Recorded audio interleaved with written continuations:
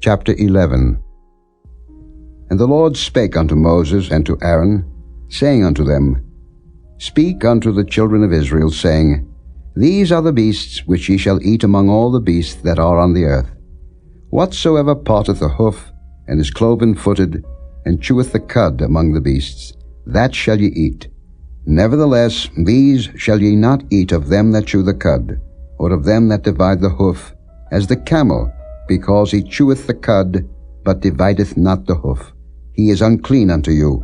And the coney, because he cheweth the cud, but divideth not the hoof. He is unclean unto you. And the hare, because he cheweth the cud, but divideth not the hoof. He is unclean unto you. And the swine, though he divide the hoof, and be cloven-footed, yet he cheweth not the cud. He is unclean to you. Of their flesh shall ye not eat, and their carcass shall ye not touch. They are unclean to you. These shall ye eat of all that are in the waters. Whatsoever hath fins and scales in the waters, in the seas, and in the rivers, them shall ye eat. And all that have not fins and scales in the seas, and in the rivers, of all that move in the waters, and of any living thing which is in the waters, they shall be an abomination unto you. They shall be even an abomination unto you. Ye shall not eat of their flesh, but ye shall have their carcasses in abomination. Whatsoever hath no fins nor scales in the waters, that shall be an abomination unto you. And these are they which ye shall have in abomination among the fowls. They shall not be eaten. They are an abomination.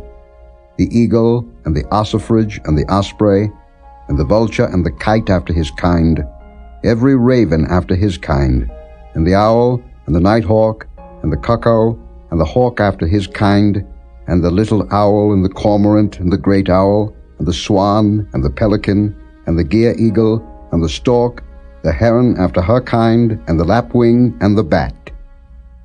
All fowls that creep, going upon all four, shall be an abomination unto you.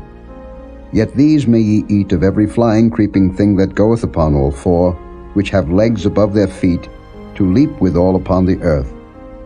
Even these of them ye may eat, the locust after his kind, and the bald locust after his kind, and the beetle after his kind, and the grasshopper after his kind. But all other flying creeping things which have 4 feet shall be an abomination unto you. And for these ye shall be unclean. Whosoever toucheth the carcass of them shall be unclean until the even. And whosoever beareth aught of the carcass of them shall wash his clothes, and be unclean until the even. The carcasses of every beast which divideth the hoof, and is not cloven-footed, nor cheweth the cud, are unclean unto you. Every one that toucheth them shall be unclean. And whatsoever goeth upon his paws among all manner of beasts that go on all 4, those are unclean unto you. Whoso toucheth their carcass shall be unclean until the even. And he that beareth the carcass of them shall wash his clothes, and be unclean until the even. They are unclean unto you. These also shall be unclean unto you among the creeping things that creep upon the earth, the weasel, and the mouse, and the tortoise after his kind, and the ferret, and the chameleon, and the lizard, and the snail, and the mole. These are unclean to you among all that creep. Whosoever doth touch them, when they be dead, shall be unclean until the even. And upon whatsoever any of them, when they are dead, doth fall, it shall be unclean, whether it be any vessel of wood, or raiment, or skin, or sack, whatsoever vessel it be, wherein any work is done, it must be put into water, and it shall be unclean until the even, so it shall be cleansed. And every earthen vessel, whereinto any of them falleth, whatsoever is in it shall be unclean, and ye shall break it. Of all meat which may be eaten, that on which such water cometh shall be unclean, and all drink that may be drunk in every such vessel shall be unclean. And everything whereupon any part of their carcass falleth shall be unclean, whether it be oven, or ranges for pots, they shall be broken down, for they are unclean, and shall be unclean unto you. Nevertheless, a fountain or pit, wherein there is plenty of water, shall be clean, but that which toucheth their carcass shall be unclean. And if any part of their carcass fall upon any sowing seed which is to be sown, it shall be clean. But if any water be put upon the seed, and any part of their carcass fall thereon, it shall be unclean unto you.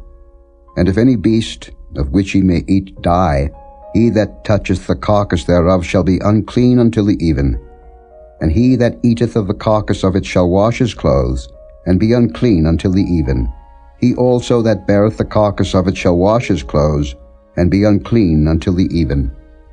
And every creeping thing that creepeth upon the earth shall be an abomination. It shall not be eaten. Whatsoever goeth upon the belly, and whatsoever goeth upon all four, or whatsoever hath more feet among all creeping things that creep upon the earth, them ye shall not eat, for they are an abomination. Ye shall not make yourselves abominable with any creeping thing that creepeth, neither shall ye make yourselves unclean with them, that ye should be defiled thereby. For I am the Lord your God. Ye shall therefore sanctify yourselves, and ye shall be holy, for I am holy. Neither shall ye defile yourselves with any manner of creeping thing that creepeth upon the earth. For I am the Lord that bringeth you up out of the land of Egypt, to be your God. Ye shall therefore be holy, for I am holy. This is the law of the beasts, and of the fowl, and of every living creature that moveth in the waters, and of every creature that creepeth upon the earth, to make a difference between the unclean and the clean, and between the beast that may be eaten, and the beast that may not be eaten.